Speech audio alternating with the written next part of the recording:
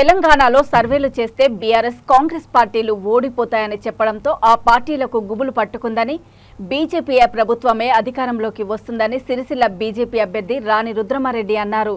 రాజన్న సిరిసిల్ల జిల్లా ముసాబాద్ మండలము ఆవునూరు, కొండాపూరు, గూడెము, చీకోడు, మొరాయిపల్లి గ్రామాలలో బీజేపీ సిరిసిల్ల నియోజకవర్గ అభ్యర్థి రాణి రుద్రమారెడ్డి ప్రజా ఆశీర్వాద పాదయాత్రలో ఇంటింటా తిరిగి కమలం పువ్వు గుర్తుకు ఓటేసి భారీ మెజారిటీతో గెలిపించాలని కోరారు.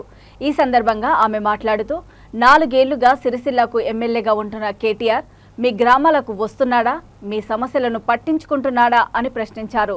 తనను గెలిపిస్తే సిరిసిల్లలో ఇల్లు కట్టుకొని ఉంటానని, దళిత బంధు కోసం కమిషన్లు తీసుకున్న వారికి, నిరుద్యోగులకు ఉద్యోగం ఇవ్వని వారికి ఓటు వేస్తారా అని అడిగారు.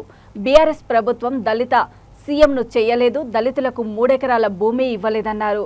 రైతులకు ₹1,00,000 రుణమాఫీ చేయలేదన్నారు. కొత్త పెన్షన్లు, కొత్త రేషన్ కార్డులను పేదలకు అందలేదన్నారు. ఊరూరా బెల్ట్ షాపులు వచ్చాయని, బెల్ట్ షాపుల ద్వారా వచ్చే రాబడితో ప్రభుత్వాన్ని కేసీఆర్ నడుపుతున్నారని రాణి రుద్రమ ఎద్దేవా చేశారు.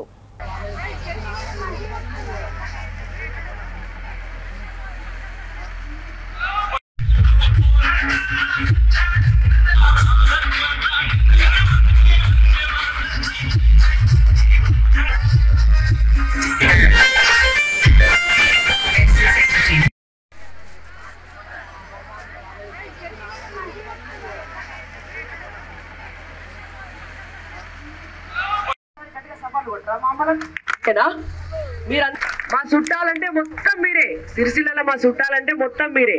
వచ్చిన రోజు నుంచి ఈ రోజు వరకు కూడా ఏ ఊళ్ళకు పోయినా, ఏ వాడలకు పోయినా నన్ను మంచిగా బిడ్డ లెక్క, మీ చెల్లె లెక్క, మీ అక్క లెక్క అందరు కూడా ఏడికి పోతే ఆడ ఇళ్లలోకి తీసుకుపోయిండ్రు, ఇళ్లల్లో భోజనం పెట్టిండ్రు.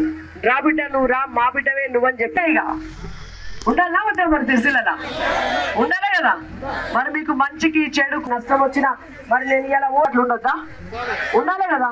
అందుకనే సిరిసిల్లలో ఇల్లు కట్టుకుంటున్నా. సిరిసిల్ల లోకల్ అంతేనా? మీరే ఎన్నడన్నా 14 ఏళ్ల నుంచి ఎమ్మెల్యే అయింది కదా కేటీఆర్, నిద్ర చేసిండా? మీ ఊరికి వచ్చిండా ఎప్పుడన్నా? ఎన్నడు రాలే కదా. మరి గసంటోడు ఎమ్మెల్యే ఎందుకు మీకు? ఇవాళ నువ్వు పోటీ అయిపో బిడ్డ అంటే నేను సిరిసిల్లలో 76, ఇది 76వ గ్రామం. 15 రోజుల సండి రోజు ప్రతి గ్రామం పోతున్నా, ప్రతి వాడ పోతున్నా, ప్రతి ఒక్కరిని కలుస్తున్నా. మీ అందరినీ కూడా కనబడి ఓటు అడిగి రేపు మీరు ఓటేసి గెలిపించినాక కూడా అంతే బాధ్యతతో ఉండాలని నేను ఊరికి వస్తున్నా కదా. మరి అలా కేటీఆర్ వచ్చిండా ఎన్నడన్నా? మరి అడిగిన నాకేస్తారా ఓటు? అడగనోనికి వేస్తారా? దళిత బంధు కోసం కూడా కమిషన్ ఇస్తేనే పేరు రాస్తామనేటువంటి కోటేస్తారా? బీసీ బంధు ఇచ్చినందుకు కూడా నాకేమిస్తామని షేజాపటని కోటేస్తారా? మీ పొలగాళ్లకు నౌకర్లు ఇయ్యనని కోటేస్తారా? ఇయ్యరు కదా. మరి ఎవరికేయాల ఓటు? బీజేపీకే కదా. జర గట్టిగా చెప్పాలి, ఎవరికేయాల ఓటు? బీజేపీ కదా. మీకు ఊళ్ళల్లో సీసీ రోడ్లు ఎవరేసిండ్రు? మీకు లైట్లు ఎవరు పెట్టిండ్రు? స్ట్రీట్ లైట్లు. మీ ఊళ్ళల్లో శ్మశాన వాటికలు ఎవరు కట్టిండ్రు? రైతు వేదికలు ఎవరు కట్టిండ్రు? గ్రామ పంచాయతీ పైసలు ఎవరు ఇస్తుండ్రు? మీ వడ్లు ఎవరు కొంటుండ్రు? వడ్లకు మోడీ సార్ రాకముందు ఎంతుండే ధర? ఎంతుండే? 1200 ఉండే. ఇప్పుడు ఎంతున్నది వడ్ల ధర? 2200 ఉన్నది కదా. రేపు మీరందరూ ఆశీర్వదించి కమలం పువ్వు గుర్తుకు ఓటేసి నన్ను గెలిపించి మా ప్రభుత్వం వస్తే వడ్ల ధర డిసెంబర్ 3వ తారీఖు నుంచి కింటన్ వడ్లకు 3100.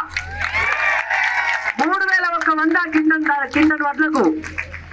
ఇలా రైతు కష్టానికి గౌరవం ఇయ్యాలనా వద్దా?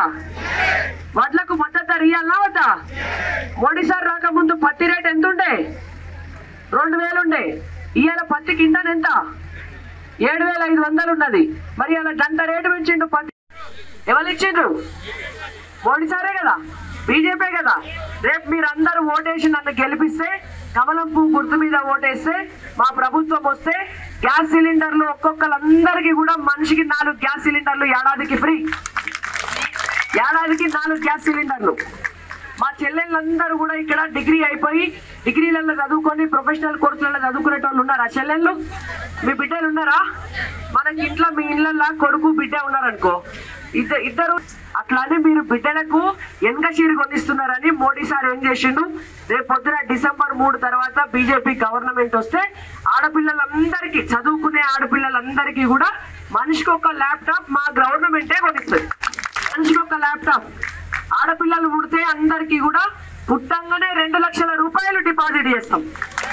దవాఖాననే చేస్తారు, వచ్చి పేరు రాసుకొని తల్లిదండ్రి పేరు రాసుకొని దవాఖాన నుంచే బ్యాంకుకు 2 లక్షల రూపాయలు డిపాజిట్ చేస్తాం. మీరంతా వడ్లు పండిస్తున్నారు కదా, 3000 ఒక్క మీకు రేటు కట్టిస్తాం. తర్వాత మీకు రైతు కిసాన్ సమ్మాన్ నిధి